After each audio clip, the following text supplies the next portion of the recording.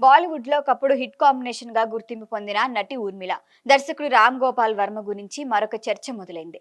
వీరిద్దరి మధ్య ప్రేమాయణం నడిచిందన్న వార్తలు చాలా ఏళ్లుగా వినిపిస్తున్నప్పటికీ ఇప్పుడు సీనియర్ సినీ జర్నలిస్ట్ జ్యోతి వెంకటేష్ చేసిన వ్యాఖ్యలు మరొకసారి ఈ అంశాన్ని వార్తల్లో నిలిపాయి. సిద్ధార్థ్ కన్నన్ పాడ్కాస్ట్ లో పాల్గొన్న ఆయన ఊర్మిళ ఆర్జీవీ గురించి కొన్ని సంచలన వ్యాఖ్యలు చేశారు. జ్యోతి వెంకటేష్ వెల్లడించిన వివరాల ప్రకారం ఒక ప్రముఖ తెలుగు హీరో తనను కలిసి ఆర్జీవి ఊర్మిళ వివాహం గురించి ఎందుకు వార్తలు రాయట్లేదు అని ప్రశ్నించారట. అంతేకాదు ఆంధ్రప్రదేశ్లోని ఒక ఆలయంలో వీరిద్దరి వివాహం జరిగిందని, ఆ పెళ్లి నిర్వహించిన పూజారి ఫోన్ నెంబర్ని కూడా తనకు అందించారని తెలిపారు. దీంతో ఈ విషయాన్ని నిర్ధారించుకోవటానికి ముందుగా ఊర్మిళను సంప్రదించారని కూడా చెప్పారు.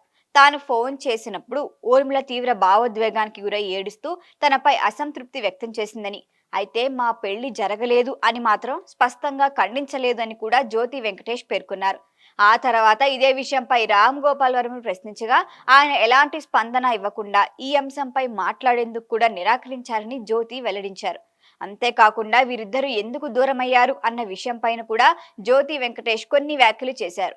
ఊర్మిళ తమ బంధానికి చట్టబద్ధమైన గుర్తింపు ఇవ్వాలని, అధికారికంగా వివాహం చేసుకోవాలని కోరుకుందని, కానీ ఆర్జీవి అందుకు అంగీకరించకపోవడంతో ఇద్దరి మధ్య విభేదాలు ఏర్పడి చివరకు విడిపోయారని తెలిపారు. అయితే ఈ వ్యాఖ్యలకు సంబంధించి ఇప్పటి వరకు స్వతంత్ర ఆధారాలు బయటికి లేదు. అలాగే ఆర్జీవి లేదా ఊర్మిళ నుంచి కూడా అధికారిక ధృవీకరణ లేదు.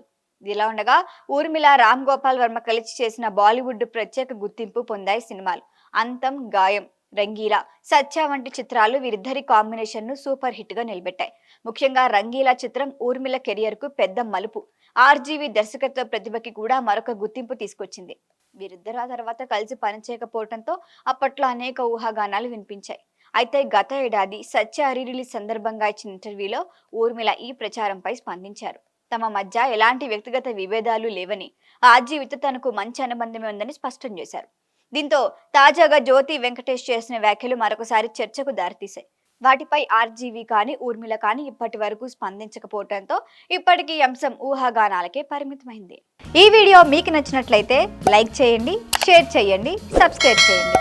మరిన్ని అప్డేట్ల కోసం మా వాట్సాప్ నెంబర్ను సబ్స్క్రైబ్ చేసుకోండి.